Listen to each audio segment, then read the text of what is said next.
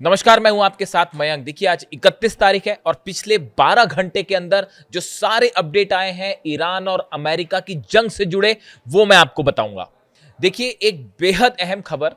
जिस तरह से डोनाल्ड ट्रंप ईरान को लेकर कोई फैसला नहीं ले पा रहे हैं, वो ये नहीं समझ पा रहे हैं कि ईरान पर हमला किया जाए या फिर ईरान से अपनी सेना को वापस बुलाया जाए, आखिर किया जाए तो क्या किया जाए। डोनाल्ड ट्रंप इसको लेकर कंफ्यूज है। इसकी सबसे बड़ी वजह है ईरान, चाइना और रूस का वो प्लान जिसने दुनिया के सारे समीकरणों को और खास तौर पर सुपर पावर होने के समीकरण को बदल कर रख दिया है। आज अगर आप वर्तमान हालात में बात करें तो जो कॉन्सेप्ट था कि अमेरिका सुपर पावर है और अमेरिका के राष्ट्रपति दुनिया के सबसे शक्तिशाली एक राजनेता है, ये सारे कॉन्सेप्ट, ये सारे विचारों को ईरान ने पूरी तरह से ध्वस्त कर दिया है। आज देखिए, हकीकत ये है कि ईरान न सिर्फ मिडिल ईस्ट का, देखिए ये जो जंग हुई, इस जंग ने जो बातें साबित की हैं, आज ईरान मिडिल ईस्ट का सुपर पावर कहलाया जाने लगा है। और इतना ही नहीं, कई एक्सपर्ट्स ये मान के चल रहे हैं, कई आर्थिक विशेषज्ञ ये मान के चल रहे हैं कि अगर ईरान पर लगे हुए प्रतिबंधों को हटा दिया जाए तो आने वाले चंद सालों के अंदर ईरान हर मामले में अमेरिका को बराबरी पे आके खड़ा हो जाएगा और अमेरिका को हर मामले में कड़ी टक्कर देने लगेगा। देखिए, आप डिफेंस की बात करें, चाहे मिसाइल्स की बात करें, ईरान की मिसाइल्स का जो जलवा है वो पूरी दुनिया ने देख लिया। वो आप इजराइल में जिस तरह से हमले हुए, अमेरिका के जिस तरह से बेस तबाह हो गए, ईरान की मिसाइल्स का कोई मुकाबला नहीं है, खास तौर पर मिडिल ईस्ट को लेकर। साथ ही साथ आईसीबीएम्स बन रही हैं। ये मान के चल रहे हैं कई एक्सपर्ट कि अगर फिर से जंग होती है तो इस बार 6 से 7 हज़ार किलोमीटर वाली रेंज की मिसाइल्स देखने को मिल जाएगी। यानी मिसाइल्स के मामले में उसकी एक्यूरेसी, उसके लॉन्ग डिस्टेंस के मामले में जो है वो ईरान ने अपनी सुप्रीमेसी साबित कर दी है। अगर आप ड्रोन्स की बात करें, जो एक लो कॉस्ट वॉरफेयर होता है कि कैसे कम कीमत पर ड्रोन्स बना के दुश्मन को हराया जाए, अटैक किया जाए, उस मामले में तो ईरान ने एक नई इबारत खड़ी कर दी है, एक नई रेड लाइन बना दी है कि अब इसको पार करना बड़ा मुश्किल।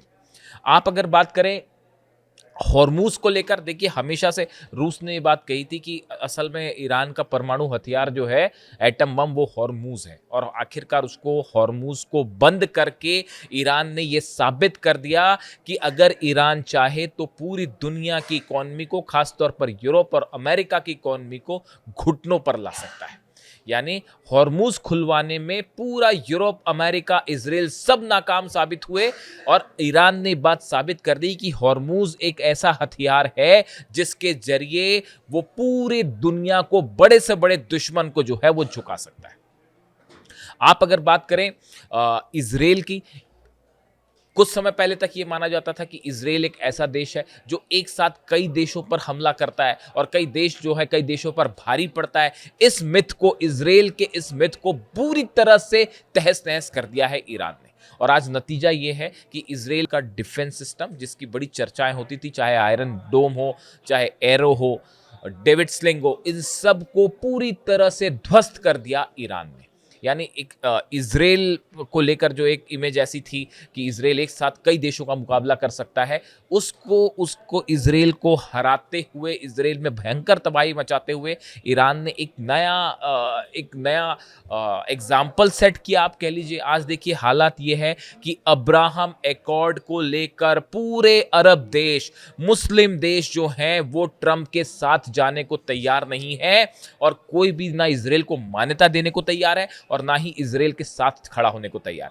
ये वो अरब देश हैं जो एक समय में हर बात अमेरिका की मानते थे, चाहे वो अमेरिकन बेसिस की बात हो, हथियार सप्लाई बात हो, डिफेंस सिस्टम, ये जितनी चीजें थी, इनको सबको ध्वस्त कर दिया ईरान ने। जो अरब देशों के पास जितने डिफेंस सिस्टम थे, थार्ड पेट्रियट, वो सबके सब तबाह हुए। नहीं रोक पाए ईरान के हमलों को, अमेरिका के बेसिस तबाह हुए। हर अरब देश ये सोचने पर मजबूर है कि जब अमेरिका हमारी रक्षा नहीं कर सकता, ऐसी सूरत में उस डिफेंस सिस्टम्स का, उस जो समझौते हुए, इसके मायने क्या है। देखिए, चाहे यूएई हो, चाहे सऊदी हो, चाहे बहरीन हो, चाहे कतर हो, हर जगह ऐसा कोई बेस नहीं अमेरिका को जो हिट नहीं किया ईरान ने, जिसे तबाह नहीं किया। इन सूरत में अब इस पूरे मामले में कि डोनाल्ड ट्रंप आगे क्या करेंगे, इसमें एक बेहद बेहद अहम एंट्री हो गई है चीन और रूस की। देखिए, बताया जा रहा है कि शायद चीन और रूस की तरफ से भी इस बात को लेकर सहमति है कि ईरान अपना यूरेनियम किसी सूरत में किसी को ना दे। इस बात की इंडिकेशन है। देखिए, रूस की तरफ से प्रस्ताव रखा था कि हम आपका यूरेनियम अगर आप हमें भेजते हैं तो हम उसको ले जाने के लिए तैयार हैं। ईरान उसके लिए तैयार नहीं है। इसी तरह की खबरें चीन को लेकर आई, लेकिन इसको लेकर भी कोई इस तरह की बात नहीं है। और इसी बीच मुस्तफा खामनेई साहब ने ये बात का ऐलान कर दिया कि जो यूरेनियम है वो ईरान के बाहर नहीं जाएगा।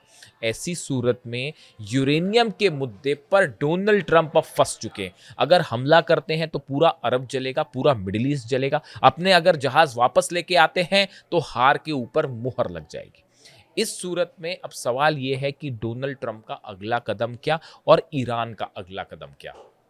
देखिए, ईरान, ये जो बार बार वक्त की बात हो रही है, 60 दिनों की बात हो रही है। आपने सुना होगा कि जो नया ड्राफ्ट तैयार हुआ उसमें 60 दिन के सीज फायर की बात थी, जिसको लेकर डोनाल्ड ट्रंप कई बार उन्होंने बैठक की, लेकिन कोई फाइनल फैसला नहीं हो पाया। बताया ये जा रहा है कि जो 60 दिनों की बात है, ये प्लान चीन और ईरान और रूस ने बड़ी ही प्लानिंग के साथ और सोच के साथ तैयार किया है कि ये 60 दिन का सीज फायर ईरान को एक ऐसी मजबूती प्रदान कर देगा, खास तौर पर हॉर्मूज में, खास तौर पर एयर डिफेंस के मामले में, कि उसके बाद फिर ईरान पर हमला करने की कोई सोच भी नहीं पाएगा।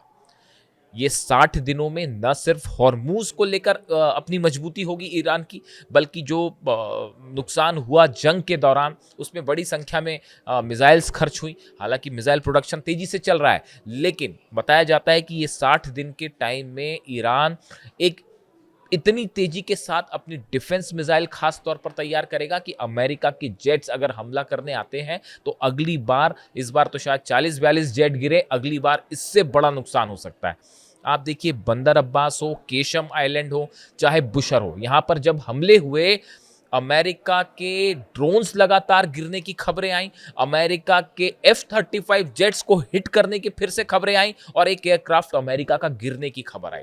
आप देखिए, ये डिफेंस के मामले में जो ईरान ने तेजी से अपने आप को सेल्फ रिलायंट किया। देखिए, इंफ्रारेड जो टेक्निक है उसका इस्तेमाल कर ही रहा है ईरान, जिसमें जो नॉर्मल रडार्स होते हैं, इसमें मैं अलग से एक बार बात कर दूंगा कि जो रडार्स होते हैं, नॉर्मल रडार्स, इससे हटकर कैसे इंफ्रारेड तकनीक के जरिए जो है वो दुश्मन के जहाज़ों को हिट किया जाए, ये तकनीक डेवलप कर ली है ईरान ने, और जो बेहद कारगर साबित हो रही है और जिससे अमेरिका और इजराइल के जेट्स को बड़ी चुनौती मिलने जा रही है। यानी आप देखिए, हर मामले में, चाहे हथियारों का मामला हो, चाहे आर्थिक लेवल पर मामला हो, चाहे किसी तरह का समझौते का मामला हो, तमाम कोशिश करने के बाद अमेरिका ईरान को बातचीत के लिए नहीं झुका पाया। यही बातें हम शुरू से कह रहे थे कि आप किसी भी अगर जंग होती है तो ईरान भारी पड़ जाएगा, और वही बात होती दिखाई दे रही। और इस बीच रूस का नाटो को सीधा सीधा चैलेंज करना, मिसाइल्स जो न्यूक्लियर मिसाइल्स का इस्तेमाल किया गया यूक्रेन के खिलाफ, नेटो देशों को सीधा वार्निंग दी गई है। ऐसा लगता है कि रूस, ईरान और चीन ने मिलकर इस बात को अब प्लान पर एक्टिवेशन शुरू कर दिया है कि अगर अमेरिका किसी की तरह का हमला करता है या इजराइल की तरफ से हमला करता है, तो एक ऐसा प्लान तैयार किया जाए जिससे पिछली बार के मुकाबले और करारी हार का सामना करना पड़े अमेरिका और इजराइल को, और या फिर वो हमला करने की हिम्मत ही ना कर पाए और मिडिल ईस्ट से इनके प्रभाव को खत्म किया जाए। अब्राहम एकॉर्ड का फेल होना, रूस और चीन दोनों ने सब अरब देशों से बात की है, और सवाल यह है कि क्या अब्राहम एकॉर्ड जो ट्रंप जोड़कर देखना चाह रहे हैं ईरान के पैक की वजह से, क्या ट्रंप का ये प्लान अब पूरी तरह से फेल हो चुका है? इसके फेल होने का मतलब है इजराइल को बड़ा झटका, और इसके साथ ही अरब देशों का अमेरिका के ऊपर से विश्वास उठ जाना। ओमान को जिस तरह से डोनाल्ड ट्रंप ने धमकी दी, मोहम्मद बिन सलमान को लेकर जिस तरह की खबरें आई कि वो डोनाल्ड ट्रंप की बातों से सहमत नहीं है, ये वो तमाम एग्जाम्पल्स हैं जो ये बता रहे हैं कि मिडिल ईस्ट में का किंग अगर अब कोई है तो वो ईरान है, और यहाँ पर हर फैसला बिना ईरान की परमिशन के नहीं लिया जा सकता। इससे जुड़ा जो भी अपडेट होगा, वॉर से जुड़ा, मैं आप तक पहुँचाऊंगा। वीडियो कैसा लगा कमेंट करके ज़रूर बताइए। Thank you so much.